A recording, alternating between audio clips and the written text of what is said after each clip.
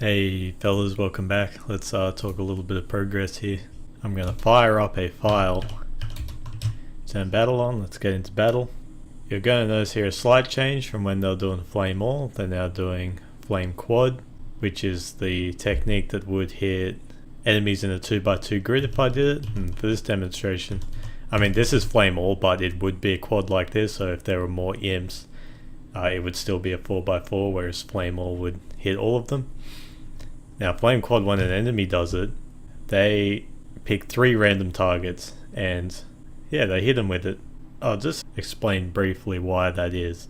I'm thinking about how the commands that player use will be adapted and used by enemies. And for something like a spell that would hit 2x2, you might think the equivalent would be for them to hit 4 of my allies instead of 3, but there's a lot of variance in how many enemies you might actually fight. You might only fight 1, or you might fight up to 10, I think is the maximum I've got, maybe 8 more realistically.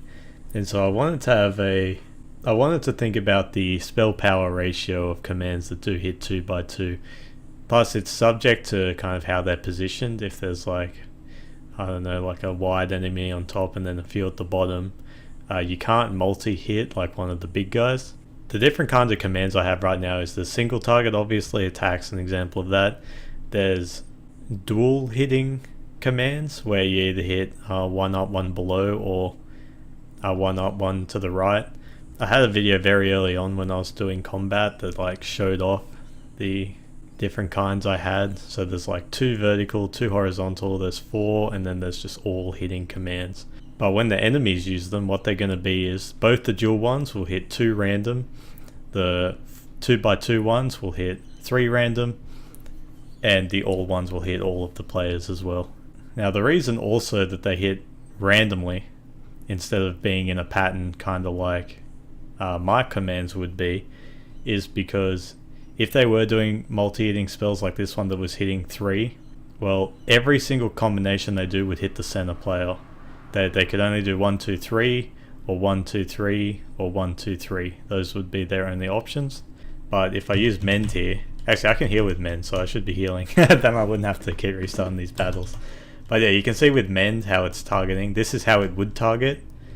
And if this was targeting the enemy, it would be in a 4x4, in a 2x2 red pattern, as you saw with the flame all before. So you can see how I've translated the rules for both players and enemies to be consistent but different in how they use them.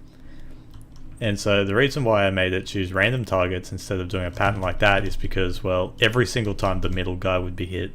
And I do already have mechanics for manipulating how players will be targeted, and that will involve like if they're row forwarded, row backward. There might be mechanics like taunting mechanics for increasing the chance that you are targeted. I just wanted enemies to be less predictable, a bit less predictable I guess, in how they're going to fight.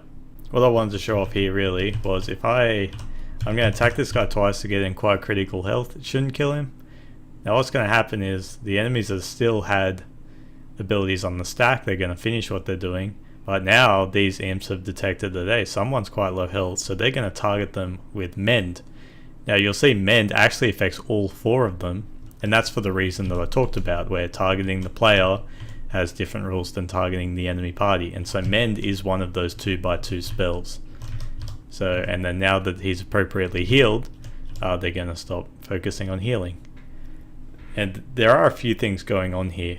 They're doing mend because there's one enemy specifically that's entered a critical state, and part of their AI is that, well, if someone's under half health, I'm going to cast mend on them if I'm able to.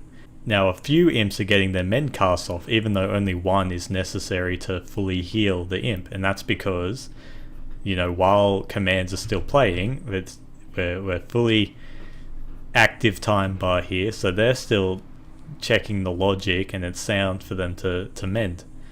Now I could work against that if I decide that it gets a bit silly if I've got formations that have multiple healers and you're just going to abuse them by getting them stuck in these endless heal chains. Of course, realistically there'd only be a chance that they respond by healing an ally usually, unless they're like a dedicated healing enemy. that's the reason they're using mend, but their only healing spell is a 2x2 healing spell. And that would, if it was a single target healing spell, then they would just heal the dude who's been damaged. But I've had to like progress the battle rules enough so that they can choose an ally to target with one of these so that they're guaranteed to be hit, but then to fulfill the spell requirements it will randomly select the other enemies to be healed.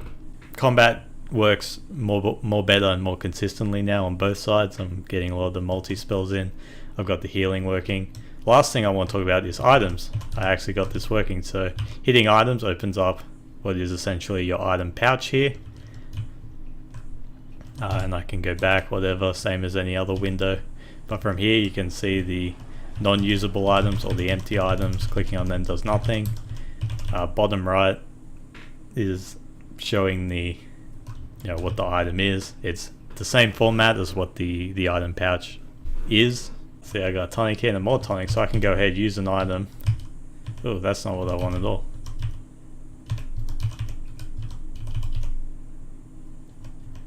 Wait, so if I attack here, cancel and then use item.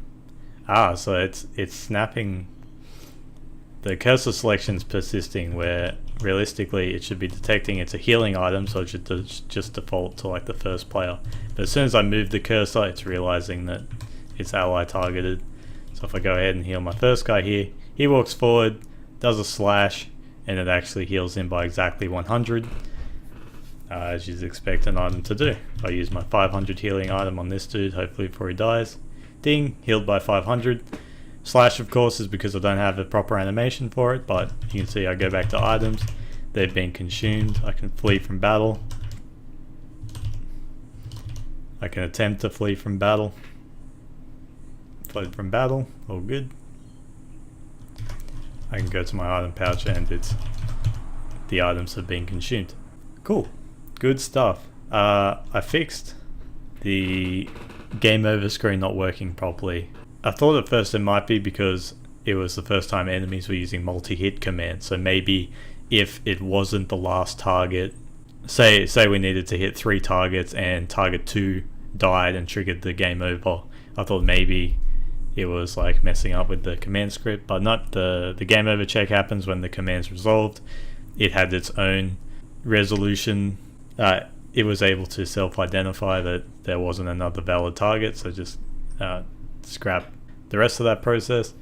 And it was if enemies had, I think if they had commands queued up ready to go or something, or they're about to use an attack, or I don't know, something to do with the enemies. Anyway, I just had to cut out a few processes, and so game overing is working consistent and good again. The combat rules seem pretty tight so far. I'll catch you guys next time.